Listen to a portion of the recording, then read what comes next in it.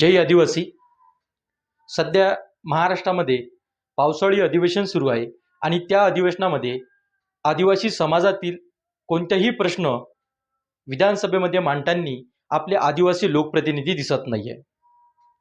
या महाराष्ट्रात अनुसूचित जमातीचे 25च्या वर राखीव मतदारसंघातून निवडून गेलेले आदिवासी आमदार आहेत. परंतु कोणतेही प्रश्न या पावसाळी अधिवेशनामध्ये मांडताना आपल्याला दिसत नाहीये. आदिवासी विकास मंत्री फक्त फोटो काढून सोशल मीडियावर वाहवा करण्याचं काम करत आहे. आज आश्रमशाळेची जर परिस्थिती बघितली तर त्या ठिकाणी विद्यार्थी मृत्यू होत आहे आणि त्याकडे कोणताही आदिवासी विकास मंत्र्याचं लक्ष नाही.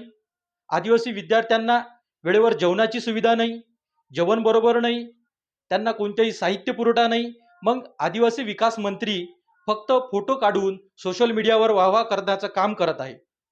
आपल्या आदिवासी विद्यार्थ्यांसाठी वसतिगृहात कोणती सुविधा नाही. विधानसभेमध्ये 12,500चा मुद्दा निकालीत नाही. कंत्राटदार पदभरतीचा मुद्दा निकालीत नाही. मग आदिवासी आमदार व आदिवासी विकास मंत्री हे आदिवासी फक्त नावाला आहे का? या निवडणुकीच्या पूर्वी या आदिवासी आमदारांनी विविध आंदोलनं केली, विविध निवेदनं दिले, परंतु आदिवासी समाजाला आश्वासन दिले. परंतु निवडून आल्यानंतर या आमदारांनी आदिवासी समाजाची भूमिका कोणत्याही विधानसभेमध्ये मांडली नाही. मग हे आदिवासी आमदार विधानसभेमध्ये जाऊन फक्त करतं तरी काय, हा प्रश्न आज आपल्या समोर निर्माण होत आहे. या आमदाराला धडा शिकवण्यासाठी व या आदिवासी विकास मंत्र्याला धडा शिकवण्यासाठी आपल्याला आता उलगुलानाची तयारी करावी लागणार.